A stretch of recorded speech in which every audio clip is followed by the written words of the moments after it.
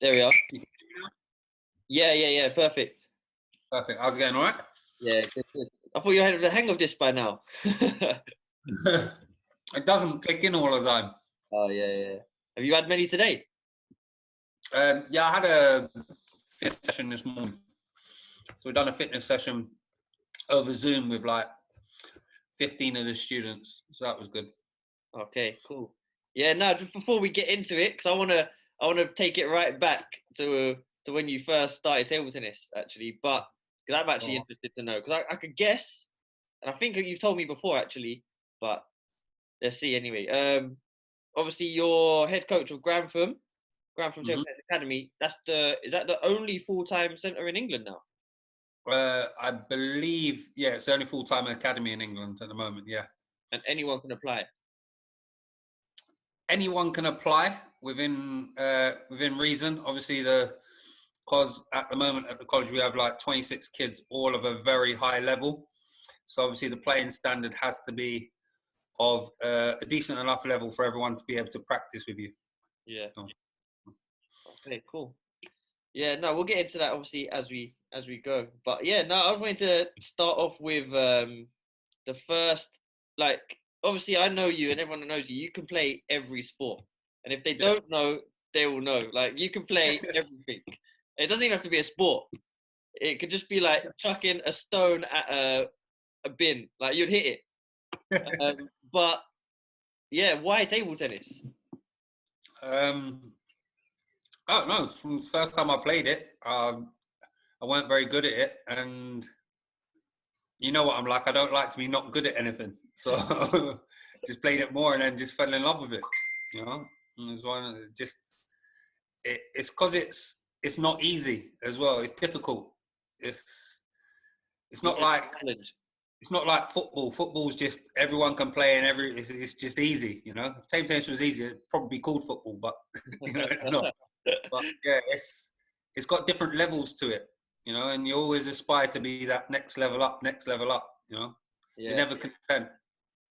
I suppose, yeah, you could say that because obviously you was playing professional football at one stage. Yeah, But you was obviously playing football and table tennis at the same time. When what age? What age sort of did you start? start playing table tennis. Yeah. I started playing table tennis at like 14, 15. So quite late in terms of most table tennis people. And yeah, and I was playing like sort of like professional table tennis, you could say, and semi-pro football at that time, both at the same time. So going to practice table tennis, and then leaving practice to then go and practice with a football club, and then Saturdays and Sundays would be hard depending on like tournaments and football matches, you know, and try to swing both of them at the same time was quite difficult at one time, you know. So, and it got to a point when I had my son, it was just right. You have to make a decision. One of them's got to stop, and at that point, it was football stopped, table tennis stopped, everything sort of stopped, and then yeah, I ran into my old coach John Kaufman somewhere, and then yeah, he got me back into it again. So That's crazy. So what? So when did you have the break? oh, I would say I've had two big breaks over table tennis. One of them was a break for about a year and a half, and the other one was a break for about 5 years. And then that was like my end of my playing career, and I just stopped cold turkey. And then when I came back, it was more as a coach. You know, So that first year, was that forced break? yeah, it was a forced break. Yeah, I got banned from my club. Loyalty to the club meant that I didn't go to any other club. I just took my ban, took it on the chin, and then a year to the day, I phoned him up and said, "Look, my ban's up today. I want to be back," and they allowed me back. Yeah, so That's quality. It's probably yeah, just a test. You tested to see how committed you were. yeah. Well, I suppose that wouldn't work with a lot of people, but you know what my mentality is like. As I said, I don't like being not good at anything. So Yeah, timing it was hard. that's crazy. Yeah. What did you get banned for? Do I have to say that on camera? No. Remember as well, like maybe maybe 50 people will see this, but still, those 50 people, what you want them to know? Yeah, basically, I But, weren't very polite to one of the coaches, and as any professional coach would have done as well, they had to sort of like implement rules and one of the rules was them not being able to deal with me anymore. Because when I was younger, I was a bit off the rails a bit more as well. That yeah, I deserved it. I'm not gonna lie. It was yeah, I was out of order and I got a punishment. And I held the punishment, took it, and then got back to business later on in life. You when you know, came back, was you like a lot worse? What were the differences between when you stopped, like that year out? What did you notice? I would say I weren't any worse. At, at, it's hard to say, but sometimes I think, like, even for players now, I tell them sometimes having a break is good. Maybe that's an excessive break, it was long, but I found that my inhibitions to sort of like people serves and spins, it's like, well, I haven't played for a year, so I don't really care. I'm just going to try and attack everything instead of like, the person. Like if I'm playing you and I know, right, you're half long serve and I'm hesitant to whether I should push it or spin, that whole push mentality had just gone. It was like, right, I'm just going to try and attack everything now instead because it doesn't matter if I win or lose. I haven't played for a year. Pressure's on them, Yeah. So, yeah, it's more the inhibitions about spin-related stuff that just went, really. There was obviously like juniors in the club as well. Did any of them like just pass you in that year, or not really? I would say some people definitely did. They were a lot better than me. And then others sort of like I found, yeah, they hadn't got a lot better, so I could still compete. So that was good. Some of the Um, some of the people, who were they like? So who were the sort of players in that club then? What sort of name? so as you know, yeah, I went to London Progress. So Jason Sugru, obviously everyone knows Jason. Yeah, he had progressed quite a lot. Danny Fesiasian, how you want to pronounce it. Sorry, Daniel, if you watch this. Yeah, yeah, he had come on quite a bit as well. But then some of the other players weren't so much, but there'd be players that no one really knows of now because they ended up after that not seeing the progression as much and then giving up, sort of thing. As Yeah, what it's like when you're in a club environment, if you all start at the same time and sort of like 3 or 4 people excel a lot quicker than the others have sort of like 2 choices: keep on going, battling through it, showing hard work, and then progressing later on, or those guys are much better than me now, and then just give up and stop. So and that's what tends to happen. yeah. I've heard of Danny Festiafi. Never seen him play. I think I might have seen him play once when he was coaching. He might have come back, but the big story of him is when he not take a set of Desmond Douglas or something at a Grand Prix. Yeah, I mean, yeah, he was a absolute nobody. Yeah, he took the first set off Des, and yeah, it was big, Yeah, like, yeah.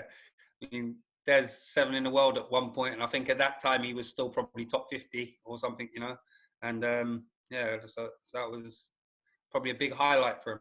yeah. As, What about yourself? Biggest wins or biggest scout? um, Maybe even in training, or because I know you didn't play that many tournaments and stuff. yeah, well, in training, I think probably there's no one that I've ever really lost to consistently. Everybody that was from our club or around in England that I've probably beaten or lost to, like, is sort of like similar.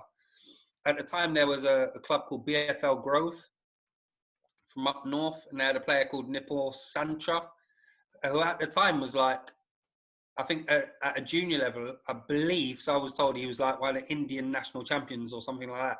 And he progressed. I don't know if he still plays now, but he was quite high up, and he was like British Premier League, one of the winners up there when I was like, I don't know, 16, 17, and I managed to beat him in one of the tournaments, and that was like a massive win because at that point, I don't think he had ever really lost any matches in England. So that was probably a big win for me.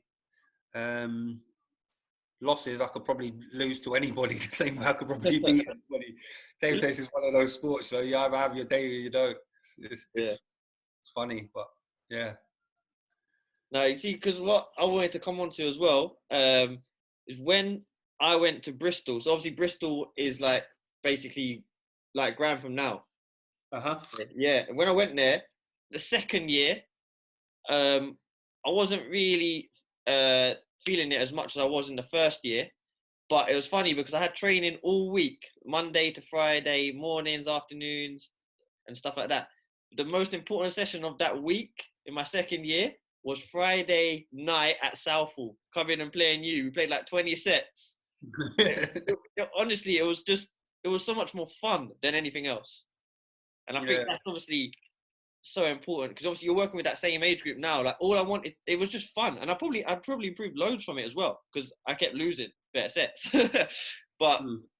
yeah, that was the best session for like in the second year of Bristol. I remember Friday nights down in London. So I think obviously that's like yeah, it was just fun. I suppose you always keep that fun element going. Yeah.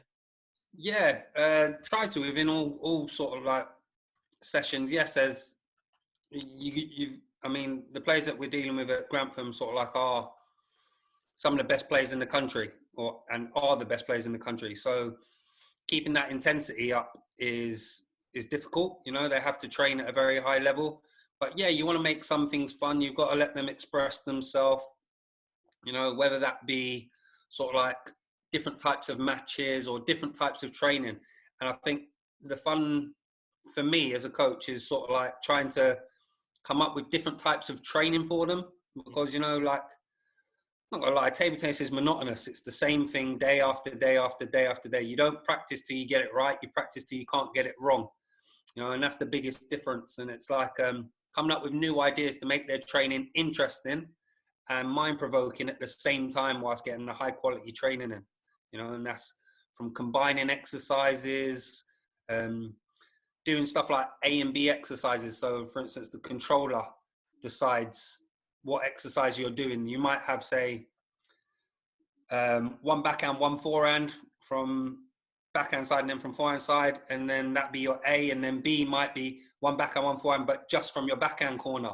And then the controller will put the ball in play and say A, and then during the exercise, right now B, you have to like mind provoking, so they have to change within exercises. So a lot of stuff like that at the moment as well. So some things a bit different. Mm. Yeah. Because I think Dan mentioned about how he spoke to I think it was Simon Gauzy or something like that, and he was saying that he only plays because it's fun. If it weren't fun, he wouldn't play. So even like as a professional, but I think he just if he's not feeling it, then like you said, it's good to have the time off, I suppose, or just do something different. Just come Yeah. do what you. So sometimes like the players need to have that in them to be able to speak to the coach and just say, you know what, I'm finding it really boring, and it's not a personal thing, but I might want to just go and play some matches or want to have a bit of a break, I suppose. I don't know. Yeah, definitely. I think we have set sessions throughout the week, and so like so players sort of like know what's in the schedule as well, and I think that makes it easier for you to be able to focus, and then the players almost can choose, right, I need to go to that session, I don't need to go to that one or that.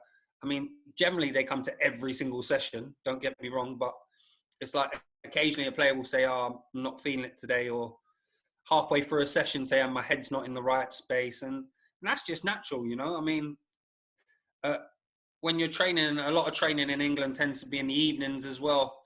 Sometimes like your day just affects your playing, you know, and there's nothing you can really do about that, you know? Had a bad day at school or a bad day at college, and then you're just not in the right frame of mind. And it's not that then the training's not enjoyable, it's just that you're not in the right mindset to then take that on board.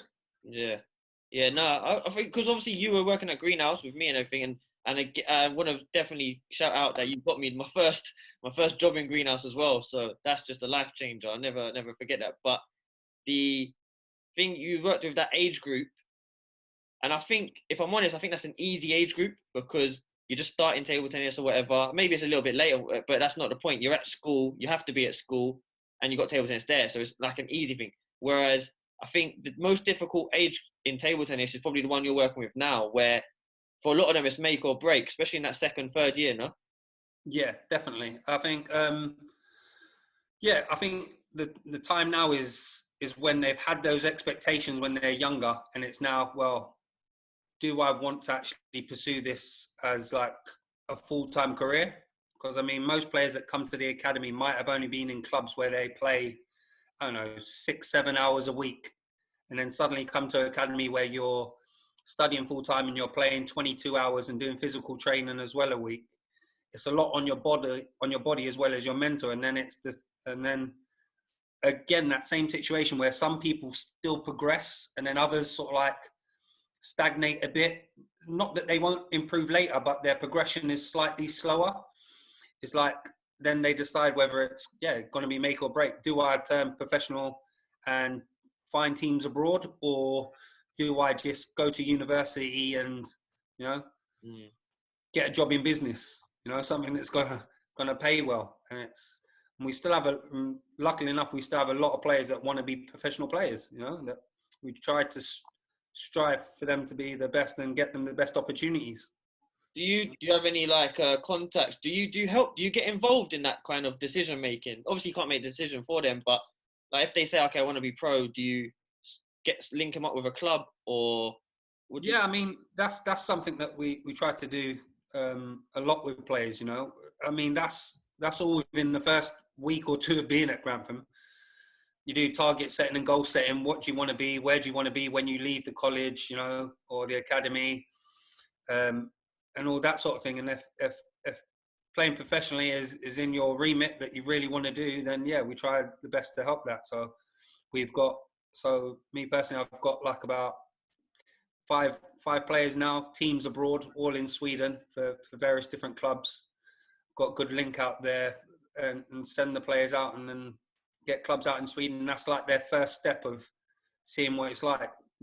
I mean, their first step was obviously leaving home, coming to the academy. Second step is now testing the waters, what it's like to play abroad. And then at the end of their time at the college, hopefully, if they want to make professional, they've got good links abroad now that they might then move on full time to those clubs or other clubs within that region, maybe to start off with, but give them that experience. Mm. What sort of support does Table Tennis England give you? In what way? Just any support. Do they give you? I doubt they'll give you any funding, but do they give you? Or they might. Do they give you coaches? Do they come down? Because obviously you're the only full-time centre in England. Suppose you'll have a close relationship. We have a quite good relationship. We have many players that play for England, as well as Wales, Scotland, Malta. So international players, and they come from all over the world to practice. So with Table Tennis England, they're quite good. They come down occasionally. I have a conversation with the coaches at England as well in regards to like what direction I think our players' game should take, and they obviously have an input to what direction they think they should play, and we find a common ground, and then we work on things together for the sake of the player. I'm not ignorant enough to think that only what I say is great. I've got to take that input from some other coaches as well, because they might look at different aspects of the game than what I do, and then we try and merge that together to get the best for the player. It's all player-centered, Yeah. So. Sounds good then. It sounds like if you're of that age, and it's probably like where else would you be if you wanted to be a professional player and you were 16 years old, but you weren't in but even if you are even if you are in the England team, where else would you go? Where else would you be? What would you recommend? You'd go to Grantham. Like when I was young, I went to Bristol because that was the only thing around at the time. I mean, honestly, I don't think there's much options. I mean, we don't actually just take players at college now as well. We've got a secondary school system where we have a couple of players we've had one over from Germany this year. We've got players who in the under-15s England squad, number 1, 2, around about that in England. And we start them off in secondary school now as well. So we've got a secondary school pathway and then they train with the college in the academy in the evenings as well. So we go out to the schools. So it's not just 16 plus, but for me, I don't think there is anywhere else in the country to go. I mean, yes, many clubs in England provide very good opportunities for their players, and that's where they are now.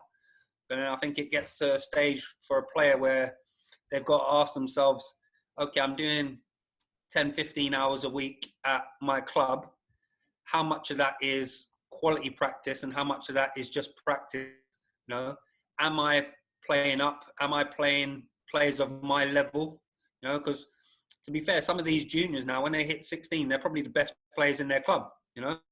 So it only makes sense to me to travel to somewhere like Grantham, where you've got many players of the same sort of standard, with, might I say it, probably one of the best coaching teams in the country, to then help you out and progress that game even further, you know. And that's not just like your playing ability. We're talking about your physical, your mental.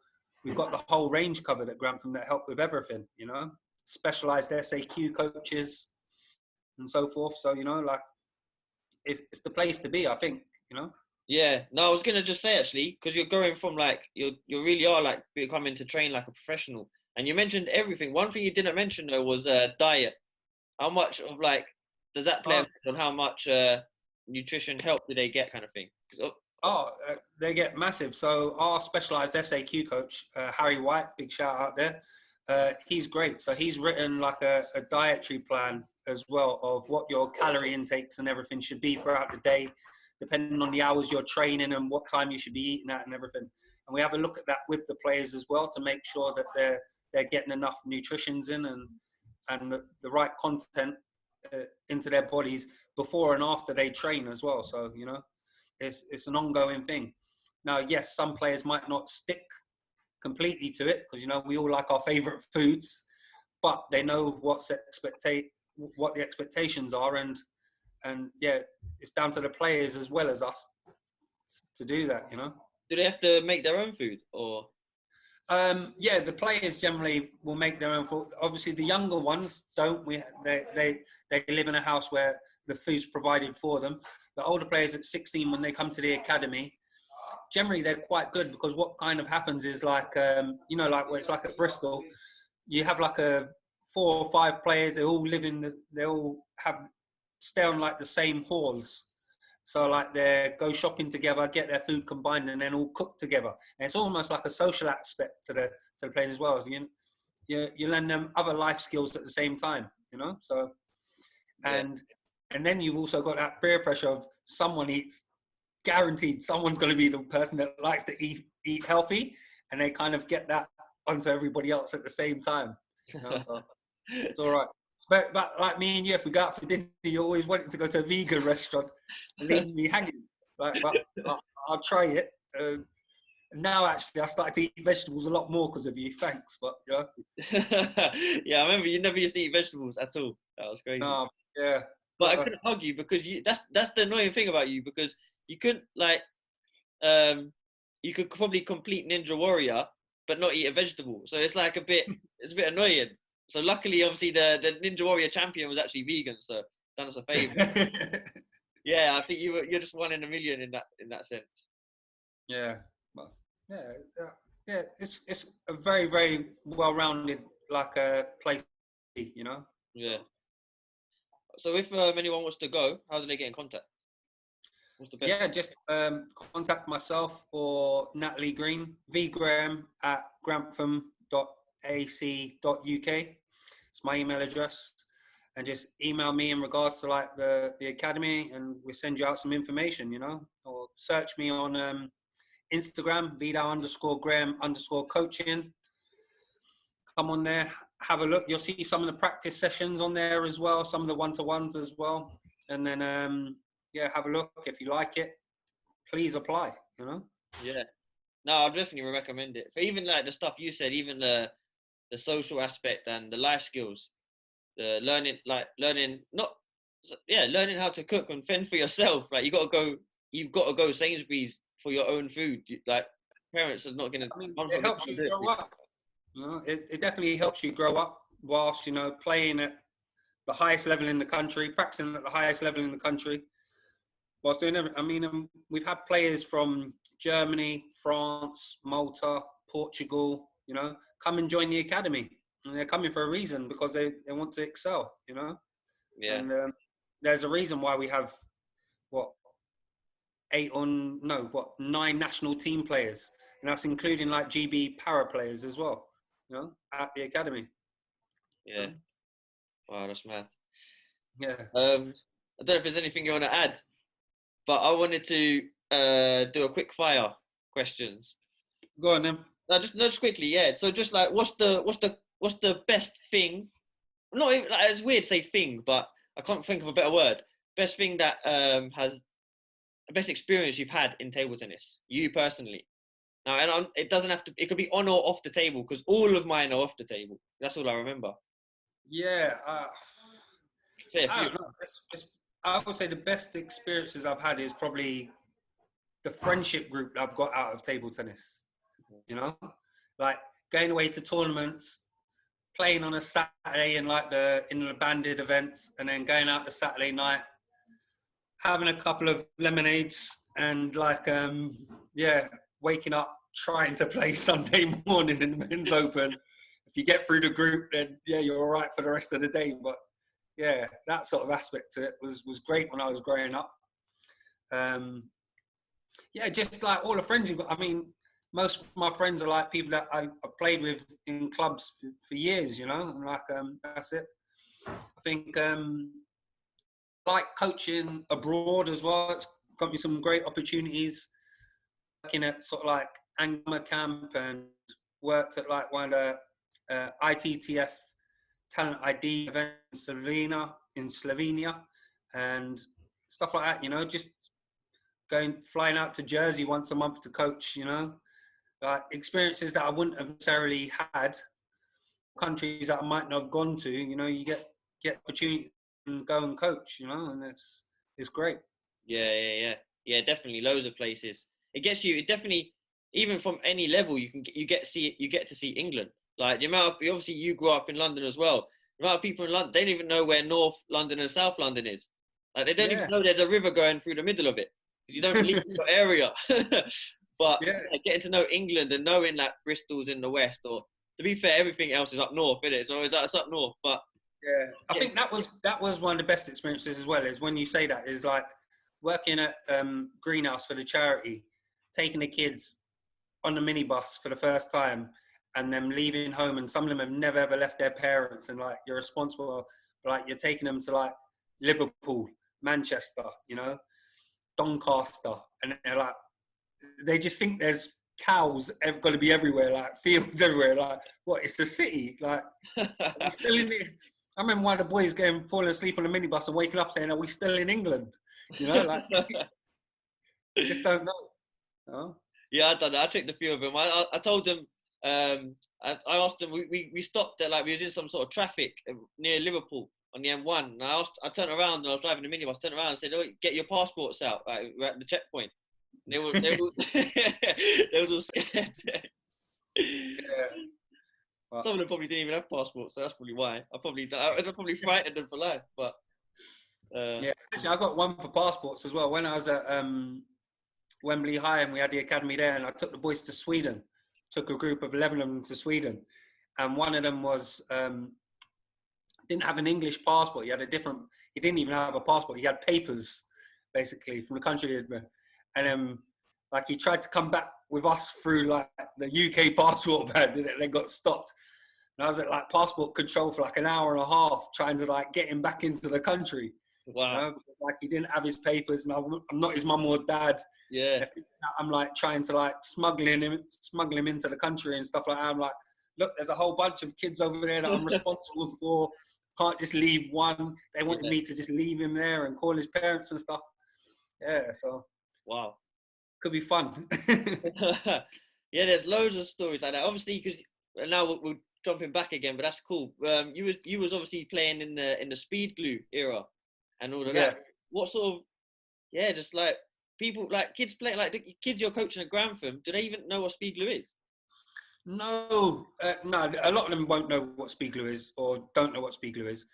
But obviously, what you get now is like there's a whole generation that think that boosting, which is basically like how we used to speed glue, but just not on a regular basis, and they're boosting their bats and stuff like that, which I don't agree with. And none of the players that we got do it, but they wanted to try it and stuff like that to see the difference in the effects and stuff like that. But I think it's just a different. I think a lot of others now they're all pre-glued anyway, so you get that sort of like bouncier effect anyway, you know.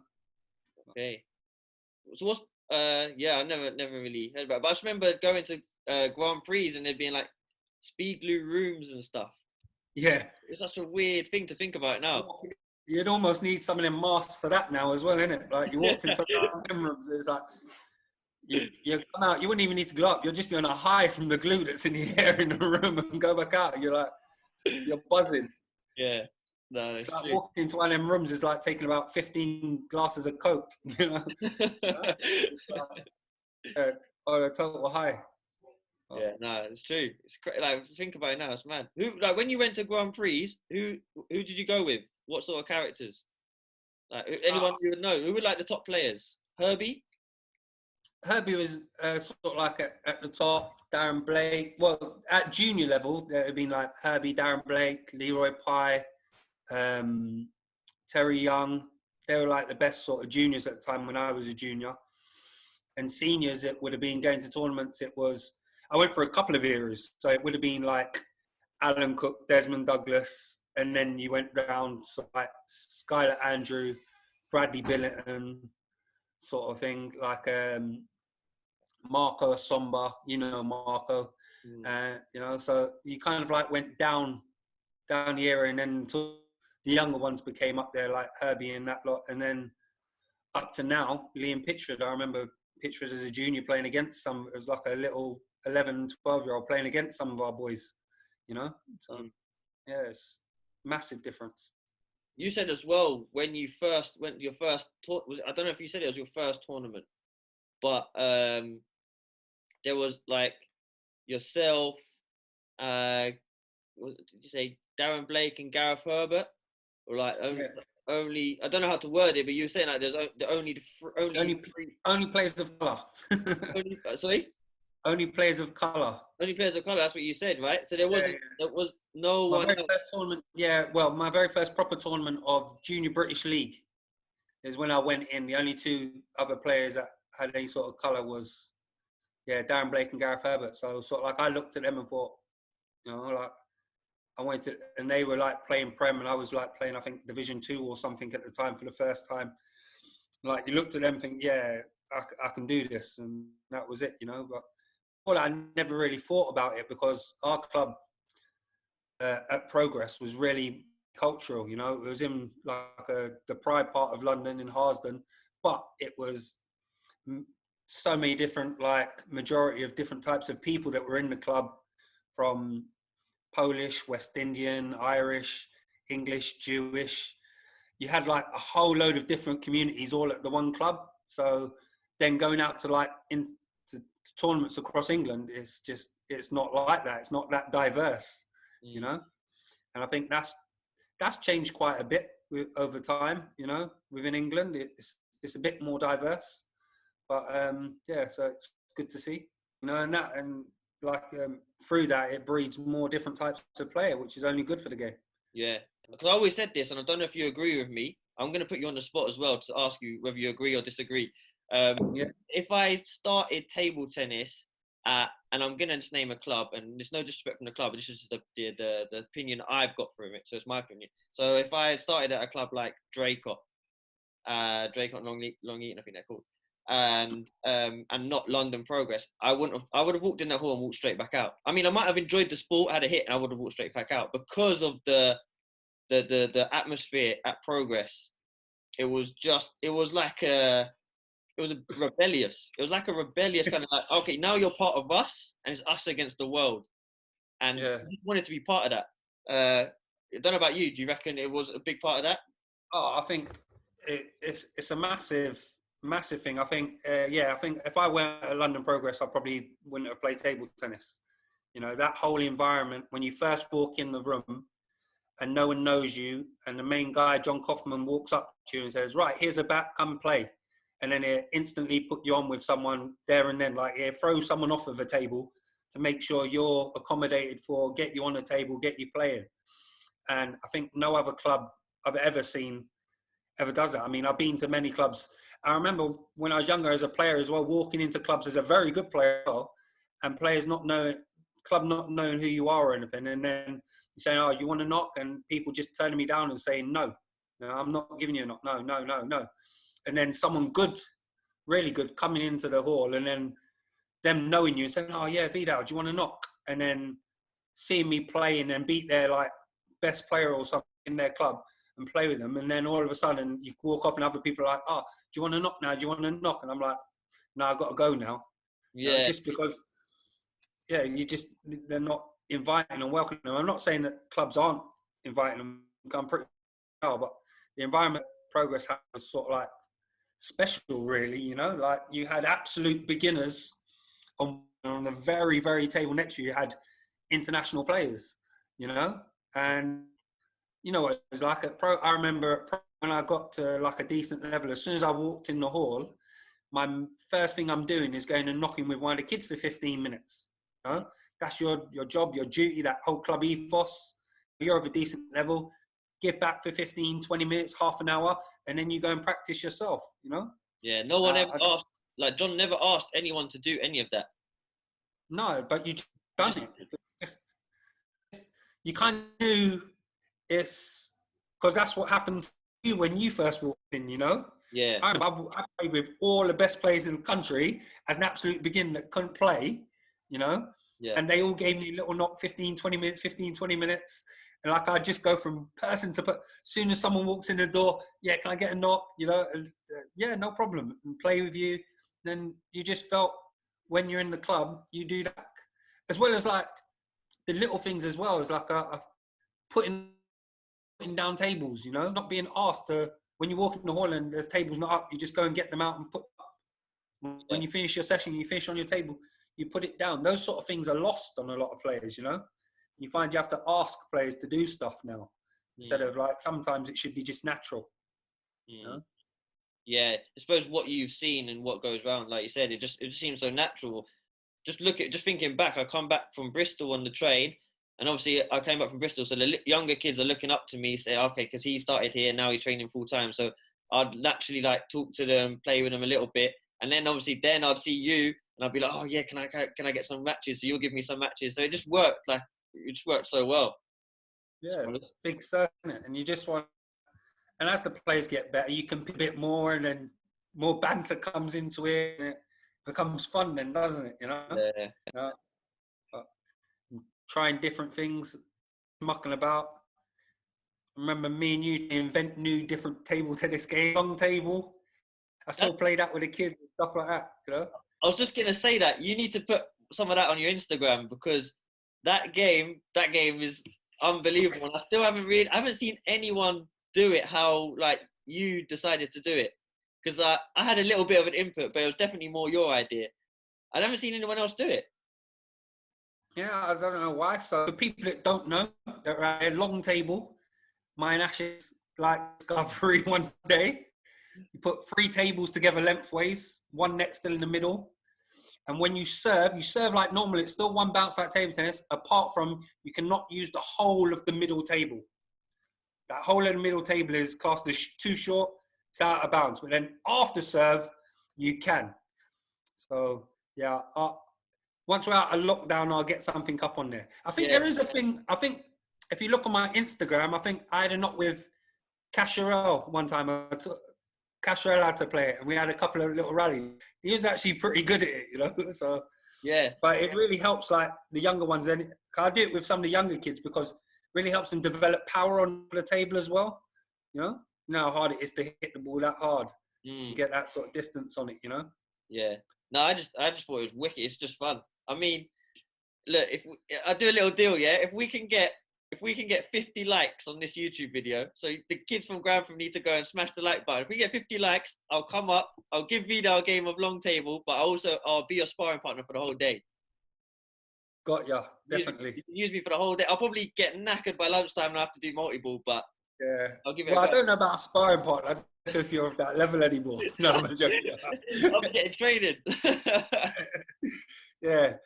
Gonna get, like, you're gonna have to turn up beforehand to get a good knock to be a practice partner. Yeah, nah, just give me a fishing net and I'll go around and collect the balls. To be fair. Yeah, you can use me for the day. We have to have a long table competition. Yeah. All right, that's the deal. But all it has to do, it has to get more views than Dan's. There you go. That's gonna be hard. I'm gonna put that onto his channel. See, you're changing the rules there. Like, you're changing the rules. Oh yeah, I did change it. Yeah. All right. Dan's gonna put this on your channel. He's gonna have 2 million likes on it or something, and like this one's gonna have like 30 likes. Oh no, it didn't beat Dan's. Yeah, nah, 50 likes, and you got me for the whole day. Yeah, that's a good deal. I'm gonna press like 50 times myself just to get you up. I type into different email accounts and go through them all. Yeah, it's a good point. Yeah, I do it myself anyway. So, all right, man. Yeah, I'll leave it there anyway. But no, I'll definitely want to have a game of long table. But anyone that wants to join Grantham as well, I'll put a few links in the description. But it is what it is. If they want to go, they'll probably know about it anyway by now. If they don't know what Grantham is, then where have they been hiding? Yeah, exactly. Yeah. Well, if you're in England, you'll know where it is. If you're abroad, some of them don't know, but some players do. You know, like if you're abroad, we do take international students and have done over the last couple of years as well. So, yeah, I forgot about the international. Sorry, yeah, they wouldn't know. Of course, they wouldn't. Yeah, but yeah, players from everywhere come, so it's good. You know. So they could potentially as well, if they're interested and they don't know if they're at the standard, they could always like do a Zoom video with you or send you a few clips, Instagram links and YouTube link. Yeah. Yeah, definitely. You know, and if and not to say I'm sure it's better if they get in contact first, isn't it? Yeah, I mean, just drop me a note. You can send me a video clip if you like, you know, or and we can have a chat and see where you're at and you aspire to be really as well. You know, make sure it's the right place for you. Because yeah, there are probably a lot of players of the level, but whether or not they're sort of like mentally in the right place and where they want to continue, you know, as well. You know, that's just as important. Yeah. Actually, one more thing before I go, and then we'll leave it there. The Table Tennis Daily team. I don't know if you watched the last episode. They actually had their first loss, and I was speaking to the captain Garth. He's struggling with training and stuff. What I think they need is a little training camp down in Grantham. Do you reckon you can for them?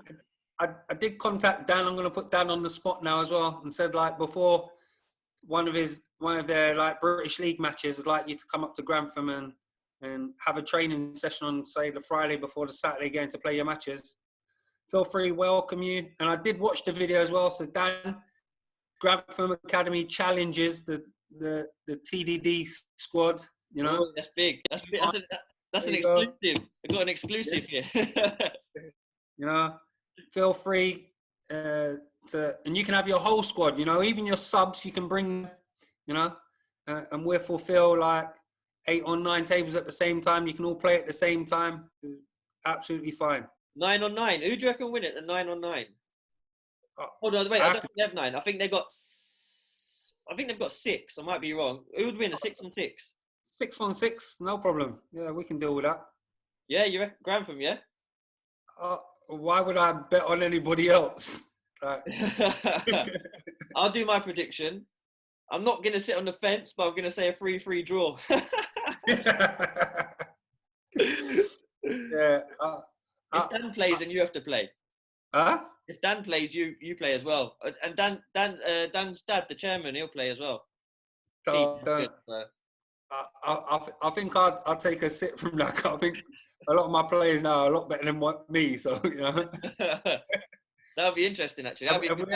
We can have a pizza box match. I'll play with one of them. I don't mind one of them, but yeah, sandpaper. Yeah, you know? That'll be a good match. Yeah. All right, then, man. Appreciate it anyway. No problem, man. Thanks for thinking of me and having a chat. And if you want anything more, just let me know, man. Yeah, we'll do. All right, then. In a bit. Cheers. All right, cool.